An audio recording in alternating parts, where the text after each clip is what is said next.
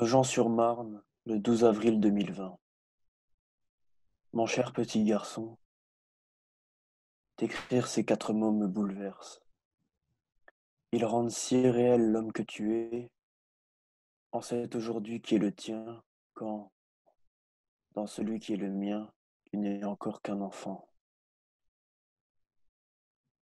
Cette lettre, je l'adresse donc à l'homme que tu n'es pas encore pour moi, mais que tu es devenu puisque te voilà en train de la lire. Tu l'auras trouvé sans doute par hasard sur cette clé où je consigne en secret les trésors de ton enfance. J'ignore l'âge que tu as, j'ignore ce qu'est devenu le monde. J'ignore même si ces clés fonctionnent encore, mais j'ai espoir que, la découvrant, tu trouveras un moyen de l'ouvrir. Et par la magie de l'écriture, voici que cette lettre devient la fine paroi qui nous relie. Et entre l'aujourd'hui où je t'écris, où tu commences à déchiffrer les phrases, où tu as peur dans le noir, où tu crois à la magie, et celui où tu me lis, chaque mot de ma lettre a gardé sa présence. Si à l'instant j'écris je t'aime, voilà qu'à ton tour, des années plus tard, tu dis je t'aime. Et que t'écrire d'autre que je t'aime, alors que nous vivons ce que nous vivons en se confinant, dont tu n'as peut-être plus qu'un vague souvenir? Quoi dire de plus urgent que l'amour? En ces journées étranges où rôde une mort invisible, et où le monde va vers son ravin, un ravin qui semble être l'héritage laissé aux gens de ta génération, un père, plus que de raison, s'inquiète pour son fils. Je te regarde, tu dessines un escargot, tu lèves la tête et tu me souris. Qu'est-ce qu'il y a, papa? Rien, mon garçon. Je ne sauverai pas le monde, mais j'ai beau ne pas le sauver, je peux du moins te désapprendre la peur. T'aider à ne pas hésiter le jour où il te faudra choisir entre avoir du courage ou avoir une machine à laver. T'apprendre surtout pourquoi il ne faudra jamais prononcer les mots de Caïn et toujours rester le gardien de ton frère, quitte à tout perdre. J'ignore d'où tu me lis, ni de quel temps, temps de paix ou temps de guerre, temps des humains ou temps des machines. J'espère simplement que ton présent est meilleur que le mien. Nous nous enterrons vivants en nous privant des gestes de l'ivresse. Embrassade, accolade, partage, et nul ne peut sécher les larmes d'un ami. Mais si ton temps est pire que celui de ton enfant, si, en ce moment où tu me lis, tu es dans la crainte à ton tour, je voudrais par cette lettre te donner un peu de courage dont parfois j'ai manqué. Et, repensant à ce que nous nous sommes si souvent raconté, tu te souviennes que c'est la bonté qui est la normalité du monde, car la bonté est courageuse, la bonté est généreuse, et jamais elle ne consent à être comme une embusquée qui, à l'arrière, vit grâce au sang des autres. Nul ne peut expliquer la grandeur de ceux qui font la richesse du monde. Donne du courage autour de toi et n'accepte jamais ce qui te révulse.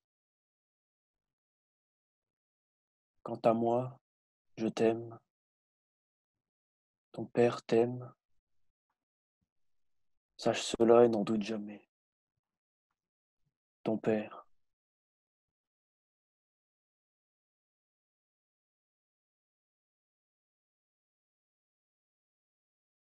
Pour étouffer par avance toute révolte, il ne faut pas s'y prendre de manière violente. Il suffit de créer un conditionnement collectif si puissant que l'idée même de révolte ne viendra même plus à l'esprit des hommes. L'idéal serait de formater les individus dès la naissance en limitant leur aptitude biologique innée. Ensuite, on poursuivrait le conditionnement en réduisant de manière drastique l'éducation pour la ramener à une forme d'insertion professionnelle. Un individu inculte n'a qu'un horizon de pensée limité, et plus sa pensée est bornée à des préoccupations médiocres, moins il peut se révolter. Il faut faire en sorte que l'accès au savoir devienne de plus en plus difficile et élitiste, que le fossé se creuse entre le peuple et la science, que l'information destinée au grand public soit anesthésiée de tout contenu à caractère subversif. Surtout, pas de philosophie. Là encore, il faut user de persuasion et non de violence directe. On diffusera massivement, par la télévision, des divertissements flattant toujours l'émotionnel ou l'instinctif. On occupera les esprits avec ce qui est futile et ludique. Il est bon, dans un bavardage et une musique incessante, d'empêcher l'esprit de penser.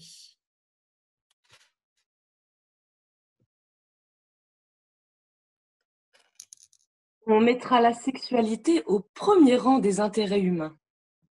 Comme tranquillisant social, il n'y a rien de mieux. En général, on fera en sorte de bannir le sérieux de l'existence, de tourner en dérision tout ce qui a une valeur élevée, d'entretenir une constante apologie de la légèreté, de sorte que l'euphorie de la publicité devienne le standard du bonheur humain et le modèle de la liberté. Le conditionnement produira ainsi de lui-même une telle intégration que la seule peur qu'il faudra entretenir sera celle d'être exclu du système et donc de ne plus accéder aux conditions nécessaires au bonheur. L'homme de masse, ainsi produit, doit être traité comme il l'est, un veau, et il doit être surveillé comme doit l'être un troupeau. Tout ce qui permet d'endormir sa lucidité est bon socialement. Ce qui menacerait de l'éveiller doit être ridiculisé, étouffé, combattu. Toute doctrine mettant en cause le système doit d'abord être désignée comme subversive et terroriste, et ceux qui la soutiennent devront ensuite être traités comme tels. On observe cependant qu'il est très facile de corrompre un individu subversif. Il suffit de lui proposer de l'argent et du pouvoir.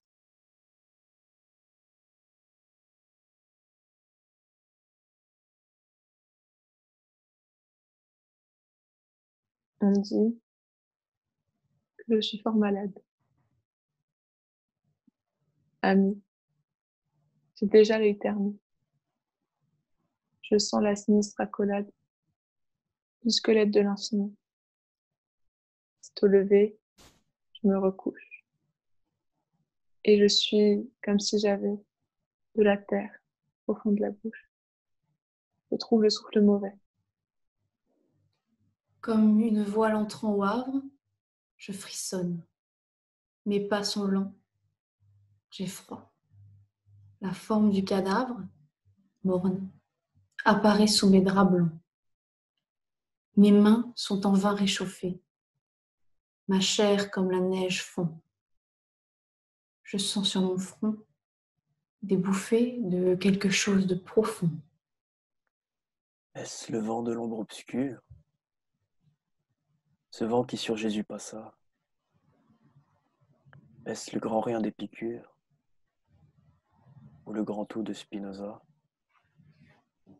Les médecins s'en vont moroses. On parle bas autour de moi. Et tout penche.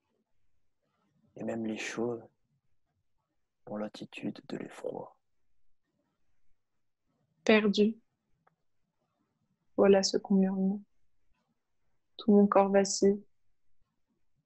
Et je sens se déclouer la sombre armure de ma raison et de mes sens. Je vois l'immense instant suprême dans les ténèbres arrivées. Astre pâle, au fond du ciel, blême, dessine son vague levé. L'heure réelle, ou décelante, dresse son front mystérieux. Ne crois pas que je m'épouvante, j'ai toujours été curieux. Mon âme se change en prunelle. Ma raison, sombre Dieu voilé, je tâte la porte éternelle, et j'essaie à la nuit ma clé. C'est Dieu que le fossoyeur creuse. Mourir, c'est l'heure de savoir. Je dis à la mort, vieille ouvreuse, je viens voir le spectacle noir.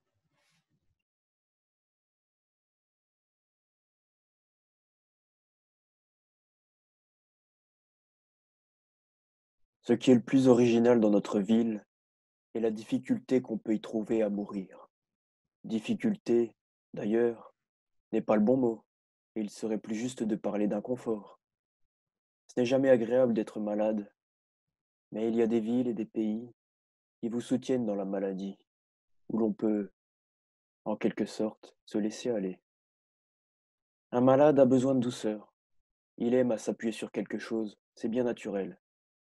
Mais à Oran, les excès du climat, l'importance des affaires qu'on y traite, l'insignifiance du décor, la rapidité du crépuscule et la qualité des plaisirs, tout demande la bonne santé. Un malade s'y trouve bien seul. Qu'on pense alors à celui qui va mourir, pris au piège derrière des centaines de murs crépitants de chaleur, pendant qu'à la même minute, toute une population au téléphone ou dans les cafés parle de traite, de connaissement et d'escompte. On comprendra ce qu'il peut y avoir d'inconfortable dans la mort, même moderne, lorsqu'elle survient ainsi dans un lieu sec. Ces quelques indications donnent peut-être une idée suffisante de notre cité. Au demeurant, on ne doit rien exagérer. Ce qu'il fallait souligner, c'est l'aspect banal de la ville et de la vie. Mais on passe ses journées sans difficulté aussitôt qu'on a des habitudes.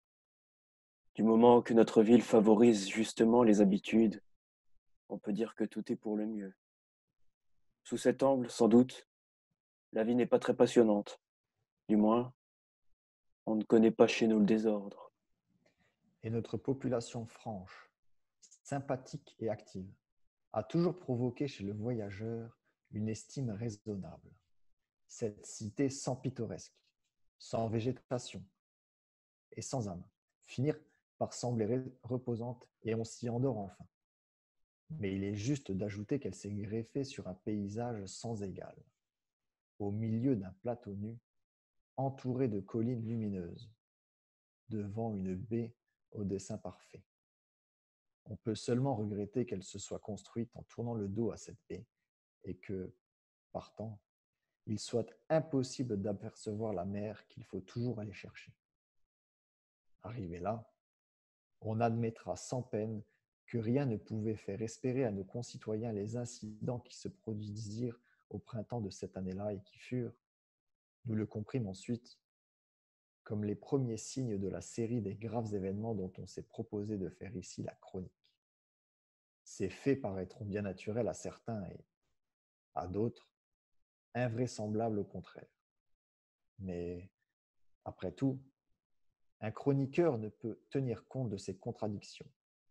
Sa tâche est seulement de dire « ceci est arrivé », lorsqu'il sait que ceci est en effet arrivé, que ceci a intéressé la vie de tout un peuple, et qu'il y a donc des milliers de témoins qui estimeront dans leur cœur la vérité de ce qu'il dit.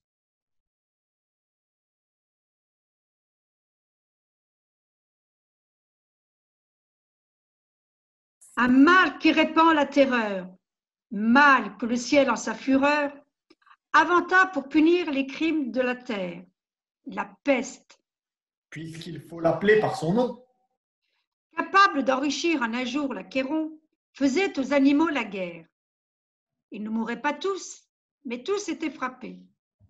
On n'envoyait point d'occupés à chercher le soutien d'une mourante vie. Nul mets n'excitait leur envie.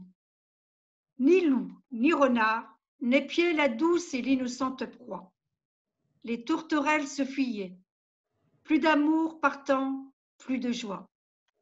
Le lion t'acconseille et dit : Mes chers amis, je crois que le ciel a permis pour nos péchés cette infortune. Que le plus coupable de nous se sacrifie au trait du céleste courroux. Peut-être il obtiendra la guérison commune. L'histoire nous apprend qu'en de tels accidents, on fait de pareils dévouements. Ne nous flattons donc point.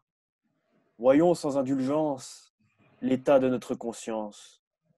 Pour moi, satisfaisant mes appétits gloutons, j'ai dévoré force mouton. Que m'avait-il fait? Nulle offense. Même il m'est arrivé quelquefois de manger le berger. Je me dévorerai donc s'il le faut, mais je pense qu'il est bon que chacun s'accuse ainsi que moi, car on doit souhaiter, selon toute justice, que le plus coupable périsse. Sire, Dit le renard. vous êtes trop bon roi. Vos scrupules font voir trop de délicatesse. Eh bien, manger mouton, canaille, sotte espèce, est-ce un péché? Non, non. Vous leur fîtes, Seigneur, en les croquant, beaucoup d'honneur. Et quant au berger, l'on peut dire qu'il était digne de tout mot, étant de ces gens-là qui, sur les animaux, se font un chimérique empire. Ainsi dit le renard, et flatteur d'applaudir. On n'osa trop approfondir du tigre, ni des monstres, ni des autres puissances, les moins pardonnables offenses. Tous les gens querelleurs, jusqu'au simple matin, au dire de chacun, étaient de petits saints. L'âne bat à son tour et dit: Convenance qu'en un pré de moine passant, la faim, l'occasion, l'herbe tendre, et je pense aussi quelques diables me poussant, je tondis de ce pré la largeur de ma langue. Je n'en avais nul droit, puisqu'il faut parler net. À ces mots, on cria à Rose sur le baudet. Un loup quelque peu clair prouva par sa rangue qu'il fallait dévouer ce maudit animal, ce pelé, ce galeux, devenait tout leur mal. Sa peccadille fut jugée incapendable. Manger l'herbe d'autrui, quel crime abominable! Rien que la mort n'était capable d'expier son forfait. On le lui fit bien voir.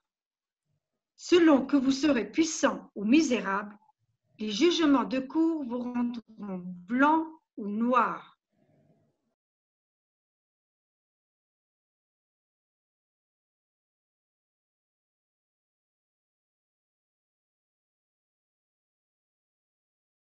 À chaque palier, sur une affiche collée au mur, face à la cage de l'ascenseur, l'énorme visage vous fixait du regard. C'était un de ces portraits arrangés de telle sorte que les yeux semblent suivre celui qui passe. Une légende, sous le portrait, disait « Big Brother vous regarde ». À l'intérieur de l'appartement de Winston, une voix sucrée faisait entendre une série de nombres qui avaient trait à la production de la fonte. La voix provenait d'une plaque de métal oblong, miroir terne, encastrée dans le mur de droite. Winston tourna un bouton et la voix diminua de volume. Mais les mots étaient encore distincts. Le son de l'appareil, du téléécran, comme on disait, pouvait être assourdi. Et il n'y avait aucun moyen de l'éteindre complètement. Winston se dirigea vers la fenêtre. Il était de stature frêle, plutôt petite, et sa maigreur était soulignée par la combinaison bleue, uniforme du parti. Il avait les cheveux très blonds, le visage naturellement sanguin, la peau durcie par le savon grossier, les lames de rasoir émoussées, et le froid de l'hiver qui venait de prendre fin. Dehors, même à travers le carreau de la fenêtre fermée, le monde paraissait froid. Dans la rue, de petits remous de vent faisaient tourner en spirale la poussière et le papier déchiré. Bien que le soleil brillât et que le ciel fût d'un bleu dur, tout semblait décoloré, hormis les affiches collées partout. De tous les carrefours importants, le visage à la moustache noire vous fixait du regard. Il y en avait un sur le mur d'en face. Big Brother vous regarde. répétait la légende. Tandis que le regard des yeux noirs pénétrait les yeux de Winston, au niveau de la rue, une autre affiche, dont un angle était déchiré, battait par un coup dans le vent, couvrant et découvrant alternativement un seul mot, Angzok. Au loin, un hélicoptère glissa entre les toits, plana un moment, telle une mouche bleue, puis repartit comme une flèche, dans un vol courbe. C'était la patrouille qui venait mettre le nez aux fenêtres des gens. Mais les patrouilles n'avaient pas d'importance. Seule comptait la police de la pensée.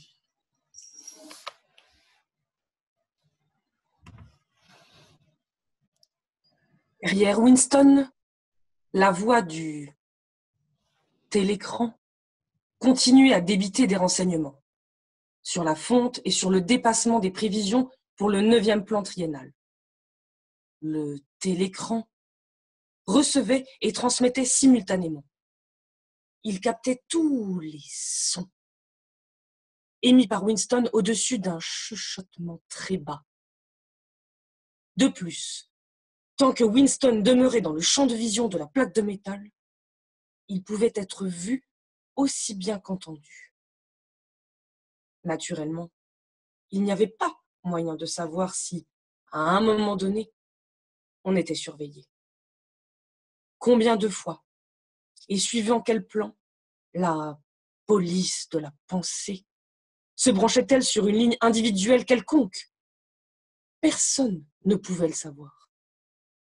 On pouvait même imaginer qu'elle surveillait tout le monde, constamment. Mais de toute façon, elle pouvait mettre une prise sur votre ligne chaque fois qu'elle le désirait. On devait vivre.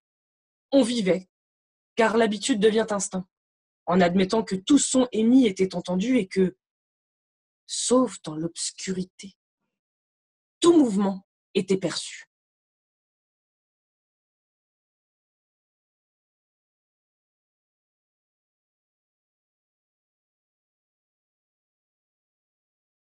Et cependant, il me semble que je suis née et que j'ai vécu longuement et rencontré Jackson et erré dans les vignes, les bois et les déserts.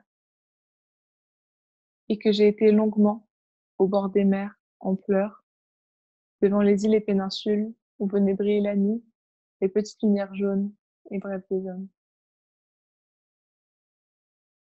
Et toute la nuit, les grands feux blancs ou aux vives couleurs qui venaient dans les cavernes où j'étais heureux.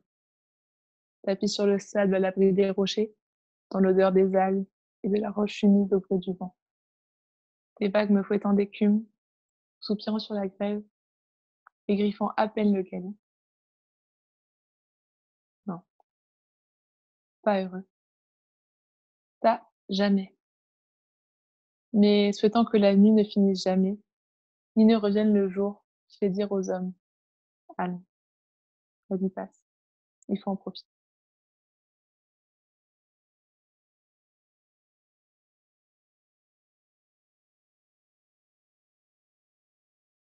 Je voudrais crier aux jeunes gens dévorés par l'envie de laisser un nom dans ce monde qu'il y a quelque chose de mieux que de voyager, c'est de ne rien faire.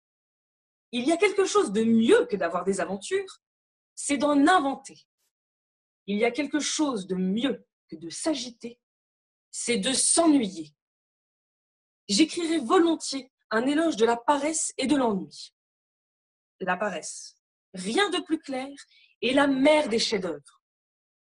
Très loin de l'abrutissement qui naît des grands postes et des hautes fonctions, l'ennui est cet état béni où l'esprit désoccupé aspire à faire sortir du néant quelque chose d'informe et déjà d'idéal qui n'existe pas encore. L'ennui est la marque en creux du talent, le tâtonnement du génie. Dieu s'ennuyait avant de créer le monde. Newton était couché dans l'herbe et bâillait aux corneilles quand il a vu tomber de l'arbre sous lequel il s'ennuyait la pomme de la gravitation universelle.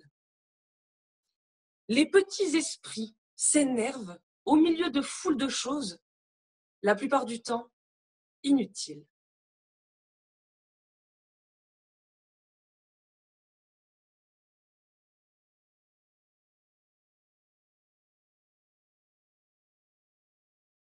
Hé, t'es où? Et chez moi! Hé, chacun chez soi. Hé, tu es chez moi. Hé, il n'y a plus de limite aujourd'hui. Hé, regardons-nous. Hé, sourions. Et respirons! Eh, maintenant c'est chez moi partout. Hé, on réinvestit tout, tous ensemble. Eh, on peut recommencer à rêver.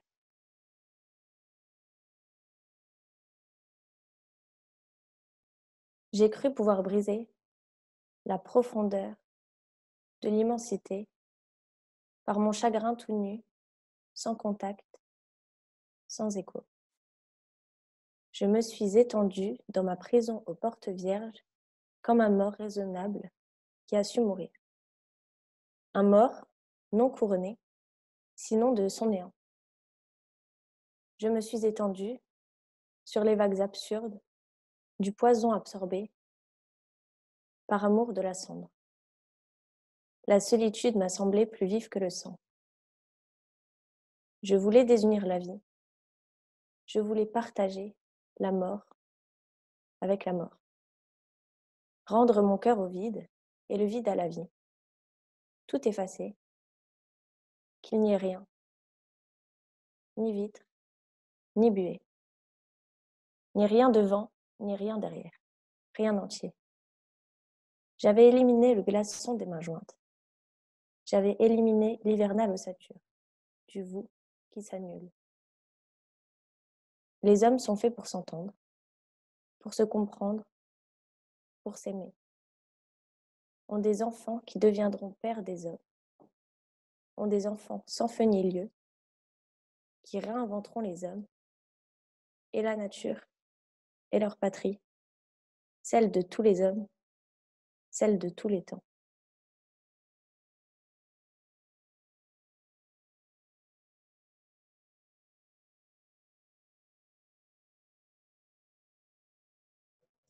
L'ennui et la peur commencèrent bientôt à dérégler les mœurs de ces bonnes gens, et il y eut un grand nombre d'adultères, dont personne d'ailleurs ne sembla se soucier beaucoup, sauf le boucher Romuald, qui enrageait d'être cocu.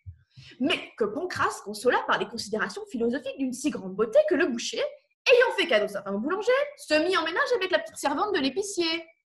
Elle en fut bien aise, car elle craignait, depuis le début de la contagion, de mourir pucelle. Et ses mœurs attristèrent le vertueux notaire. Et d'autant plus cruellement qu'il en fut victime lui-même, car il surprit un beau soir en pleine fornication avec la femme du poissonnier qui n'était ni jeune ni belle, mais capiteuse et entreprenante. Et maître Pancrace le consola, en lui expliquant que la crainte de la mort exaltait toujours le sens génésique, comme si un être qui se croit perdu faisait un grand effort pour la reproduction de sa personne afin de triompher de la mort.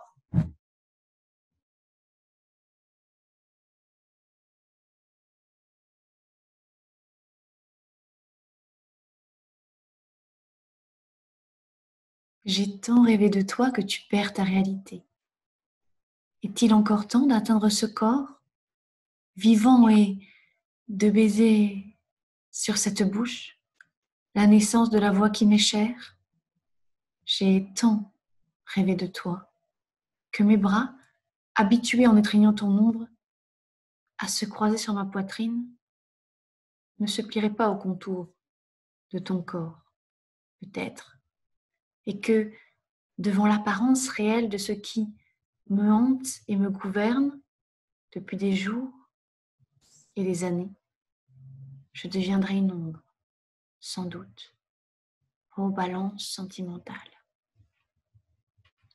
Rêver de toi qui n'est plus tant sans doute que je m'éveille. Je dors debout, le corps exposé à toutes les apparences de la vie et de l'amour. Et toi, la seule qui compte aujourd'hui, pour moi. Je pourrais moins toucher ton front, et tes lèvres que les premières lèvres et le premier front venu. J'ai tant rêvé de toi, tant marché, parlé, couché avec ton fantôme, qui ne me reste plus, peut-être, et pourtant qu'à être fantôme parmi les fantômes, et plus ombre 100 fois que l'ombre qui se promène, et se promènera allègrement sur le cadran solaire de ta vie. Comme une main à l'instant de la mort et du naufrage, se dresse comme les rayons du soleil couchant. Ainsi de toutes parts jaillissent tes regards. Il n'est plus temps. Il n'est plus temps peut-être de me voir. Mais la feuille qui tombe et la roue qui tourne te diront que rien n'est perpétuel sur terre, sauf l'amour. Et je veux m'en persuader. Des bateaux de sauvetage peints de rougeâtres couleurs, des orages qui s'enfuient. Une valse surannée qu'emporte le temps et le vent durant les longs espaces du ciel. Paysage. Moi, je n'en veux pas d'autre que l'étreinte à laquelle j'aspire. Et meurt le chant du coq, comme une main, l'instant de la mort secrète. Mon cœur se serre. Je n'ai jamais pleuré depuis que je te connais. J'aime trop mon amour pour pleurer. Tu pleuras sur mon tombeau, ou moi sur le tien. Il ne sera pas trop tard. Je mentirai, je dirai que tu es ma maîtresse. Et puis vraiment, tellement inutile, toi et moi. Nous mourrons bientôt.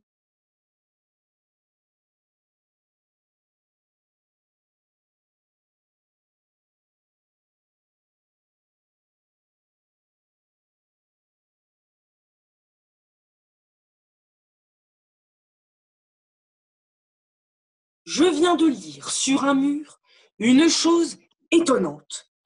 Quelqu'un avait écrit Jésus revient. C'était écrit en toutes lettres. Jésus revient. Vous vous rendez compte? Jésus, c'est important. Jésus, c'est le ciel. Et les gens passaient à côté, indifférents. Tiens, Jésus revient. Il y en a même qui faisaient des réflexions désobligeantes. Eh bien, il en a mis du temps. Si c'était vrai, si Jésus revenait, oh, ce serait merveilleux. Jésus revient. Il est là. Où? Là. Oh, c'est vous, mon Dieu. Je ne vous avais pas reconnu. Si j'ai entendu parler de vous, pensez. Quand j'étais petit, on me parlait toujours du petit Jésus. Le petit Jésus. Je vous voyais tout petit. Et tout d'un coup, je découvre un grand Seigneur. Vous devinez qui vient dîner ce soir. Vous me voyez devant la porte de ma demeure, annonçant la nouvelle à travers le Judas. Devinez qui vient dîner ce soir. Je vous le donne en mille. Jésus. Mais non. Mais si! Vous voyez d'ici la scène. Il vaudrait peut-être mieux ne pas raviver la passion.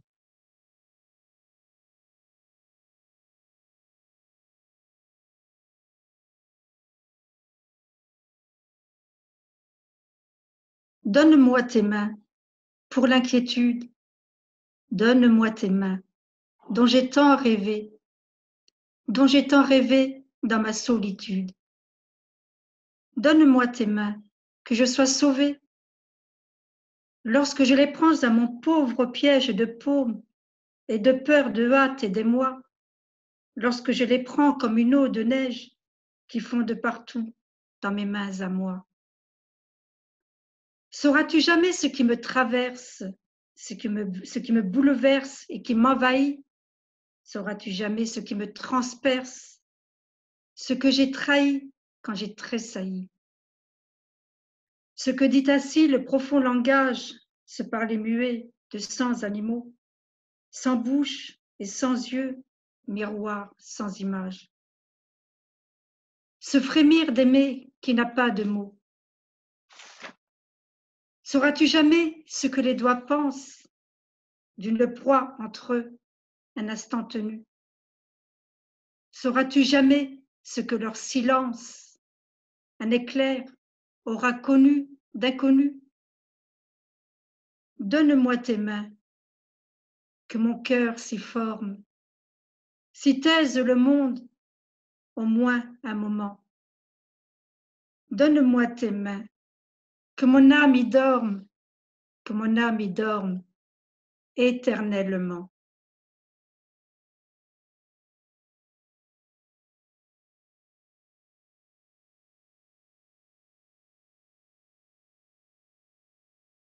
J'écris de la maison parce que c'est loin de chez moi. Le 3 avril 2020. Depuis quelques jours, les passantes tournent lentement dans ma tête. La chanson triste et belle de Henri Paul et Georges Brassens. À celles qui sont déjà prises et qui, vivant des heures grises, près d'un être trop différent, vous ont, inutile folie, laissé voir la mélancolie d'un avenir désespérant. Aujourd'hui, les passantes ne passent plus. Certaines sont confinées auprès de cet être trop différent, prisonnières de cet avenir désespérant. Et c'est à elles que je m'adresse. À vous, qui n'aviez que l'air libre pour respirer, la rue, le travail, les copines, tous ces instants sans lui. À vous qui rentrez le soir la peur au ventre, en l'entendant marcher derrière la porte. Nous rendons hommage, et c'est justice, aux soignants qui combattent à main nue, aux inconnus, aux invisibles, à ceux qui font que la machine cahote sans s'arrêter. Mais vous, qui vous console, lorsque vous souffrez, lorsque vous mourrez, je n'entends monter que des voix de femmes. Ils sont où les hommes? Pas les mecs, les hommes, ceux qui devraient combattre à vos côtés. Depuis des jours, le salaud a fixé un bracelet électronique à votre cheville. La promenade se fera autour du pâté de maison. Quelques courses et retour à la case prison. C'est à vous, a dit le poète, que je voulais dédier ces mots.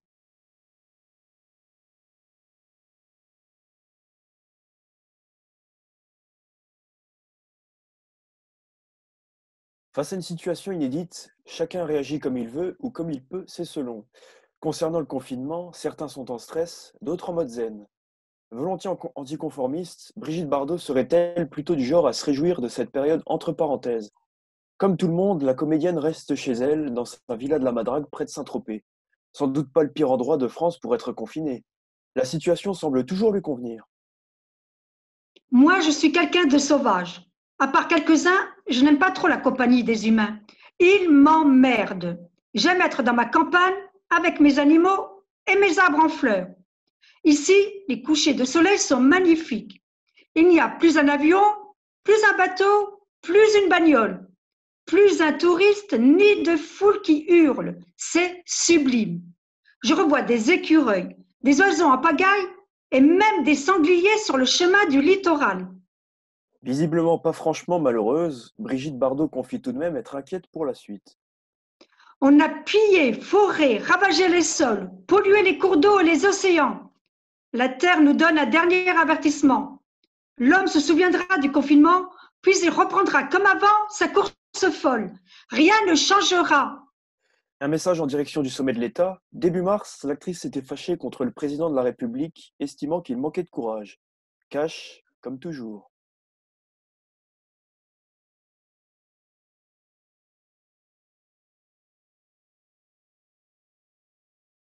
Mon enfant, si mes caresses, si mes soins ont pu, dans ta première enfance, te consoler quelquefois, si ton cœur en a gardé le souvenir, puissent ces conseils, dictés par ma tendresse, être reçus de toi avec une douce confiance et contribuer à ton bonheur. Pour les personnes dont le travail nécessaire ne remplit pas tous les moments et dont l'esprit a quelque activité, le besoin d'être réveillé par des sensations ou des idées nouvelles devient un des plus impérieux. Si tu ne peux exister seul, si tu as besoin des autres pour échapper à l'ennui, tu te trouveras nécessairement soumise à leur goût, à leur volonté, au hasard, qui peut éloigner de toi ces moyens de remplir le vide de ton temps, puisqu'ils ne dépendent pas de toi-même. Ils s'épuisent aisément, semblables aux joujoux de ton enfance, qui perdaient au bout de quelques jours le pouvoir de t'amuser. Bientôt, à force d'en changer, et par l'habitude seule de les voir se succéder, on n'en trouve plus qui est le charme de la nouveauté. Et cette nouveauté même cesse d'être un plaisir. Rien n'est donc plus nécessaire à ton bonheur que de t'assurer des moyens dépendants de toi seul pour remplir le vide du temps, écarter l'ennui, calmer les inquiétudes, te distraire d'un sentiment pénible. Ces moyens, l'exercice des arts, le travail de l'esprit, peuvent seuls te les donner. Songe de bonne heure à en acquérir l'habitude. Si tu n'as point porté les arts à un certain degré de perfection, si ton esprit ne s'est point formé, étendu, fortifié par des études méthodiques, tu compterais en vain sur ces ressources. La fatigue, le dégoût de ta propre médiocrité l'emporterait bientôt sur le plaisir. Emploie donc une partie de ta jeunesse à t'assurer pour ta vie entière ce trésor précieux. La tendresse de ta mère, sa raison supérieure, sauront en rendre l'acquisition plus facile. Et le courage de surmonter les difficultés, les dégoûts momentanés, les petites répugnances qu'elle ne pourra t'éviter. Ne crois pas que le talent, que la facilité, ces dons de la nature, qui tiennent peut-être plus à notre organisation première qu'à notre éducation ou aux efforts de notre volonté, soient nécessaires pour arriver à ce moyen de bonheur.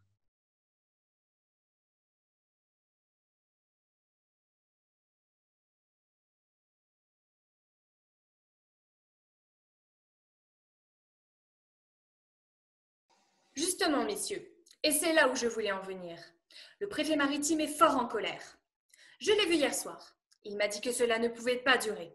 Il prétend que les casernes sont d'immondes foyers d'infection. Non. Que l'eau bue par les soldats est plus empoisonnée que le purin des étables. De l'eau empoisonnée. Bref, messieurs, il exige que nous reconstruisions les casernes. N'importe quoi. Que nous amenions de l'eau de source dans les casernes. N'importe quoi. Il exige encore... Il exige, mais c'est de l'insolence. De la folie. Du gaspillage. Nous n'avons pas d'argent pour l'hôtel Fantaisie. La commune est obérée. Il nous faut reconstruire le théâtre. Décorer l'hôtel de ville. Car enfin, est-ce un hôtel de ville? À quoi ressemblons-nous dans cette baraque? Il est inouï, le préfet. Il est inouï. Mais si les soldats n'ont pas d'eau, et qu'ils boivent de la bière. Et si les casernes sont malsaines, eh bien qu'ils campent. Mais Oh oui. ben oui. Sans doute, vous avez raison. En principe, vous avez raison. Mais vous connaissez le caractère autoritaire, violent, tout d'une pièce de notre préfet maritime. Il m'a fait entendre qu'il déplacerait les régiments, qu'il les enverrait dans une autre ville. Plus de commerce, messieurs, plus de musique le dimanche. Ce serait une véritable catastrophe pour notre chère population. Je ne peux pourtant pas laisser crever mes soldats comme des mouches, m'a-t-il dit. Allons donc, qui veut nous faire peur? Est-ce qu'on déplace un arsenal français comme un cirque américain? Est-ce qu'on transporte un port de guerre comme des chevaux de bois? Et puis, c'est malheureux, soit. Plaignons-les, je le veux bien. Mais les soldats sont faits pour mourir. C'est leur métier de mourir. Leur devoir de mourir. Leur honneur de mourir. Aujourd'hui, il n'y a plus de guerre. Les épidémies sont des écoles, de nécessaires et admirables écoles d'héroïsme. S'il n'y avait pas d'épidémie, messieurs, où donc les soldats apprendraient-ils aujourd'hui le mépris de la mort et le sacrifice de leur personne à la patrie? S'il n'y a plus de guerre, il y a toujours des conseils de guerre. Où donc cultiveraient-ils cette vertu si française, le courage? Ce qu'on nous demande, c'est de consacrer une lâcheté, De déconsidérer l'armée. de diminuer l'honneur national, de tuer le patriotisme. Eh bien non! Je m'associe aux idées si généreusement exprimées par mes honorables collègues. J'irai plus loin. Aujourd'hui, la science est aux microbes, à l'eau de source, au logement salubre, à l'antisepsie, à l'hygiène. C'est là une simple hypothèse, messieurs, une hypothèse de libérateur, d'intellectuel, qu'aucune expérience décisive et loyale n'est venue confirmer. Demain, d'autres théories inverses à celle-là se succéderont aussi peu probantes, aussi peu démontrées par les faits. Eh bien, les communes doivent-elles subordonner leurs activités progressistes et leurs ressources budgétaires aux fantaisies inconsistantes et ruineuses des savants? Doivent-elles se plier aux caprices d'une science qui ne sait ce qu'elle veut et qui se dément elle-même tous les 8 jours? Je ne le pense pas. Bravo! Ouais! Et pourtant, moi aussi, je suis un savant. Oui! Oui. Très bien, très bien. Nos pères, messieurs, ignoraient ces choses. Ils ignoraient les bacilles, les bouillons de culture, les sérums, les inoculations, les vaccinations, les microbiographies et les commissions d'hygiène. Ils ne savaient pas ce qu'étaient les congrès médicaux. Ils se contentaient des maisons et de l'eau qu'ils avaient. Ils ne prenaient même pas de bain. Même pas de bain, comprenez-vous? Or, l'histoire ne nous dit pas qu'ils soient plus mal portés pour cela. Au contraire.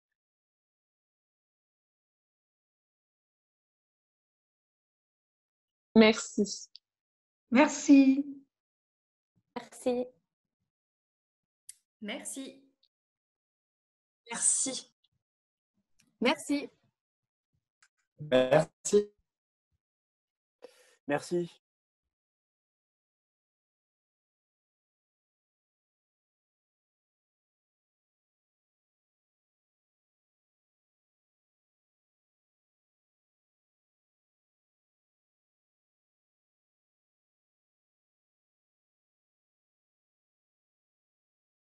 Que, tu sais qu'on fait que pas comme un prompteur, tu sais, comme les journalistes à la Ah télé. oui, ouais, ouais. C'est bête, hein, comme si. Malheureusement, il n'y a, comme pas si, il y a pas cette option sur Zoom, malheureusement. Mais c'est oui, ça aurait bête, été hein. idéal. Ouais. Ouais. Alors, on y va. Je dis pas le titre ni rien. Non, non.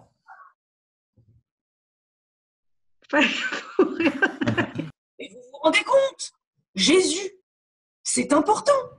Jésus, c'est le ciel. Et les gens passent à côté, indifférents. Et Oh, pardon, c'est pas moi. Hé, il n'y a plus de limite aujourd'hui. Hé, regardons-nous!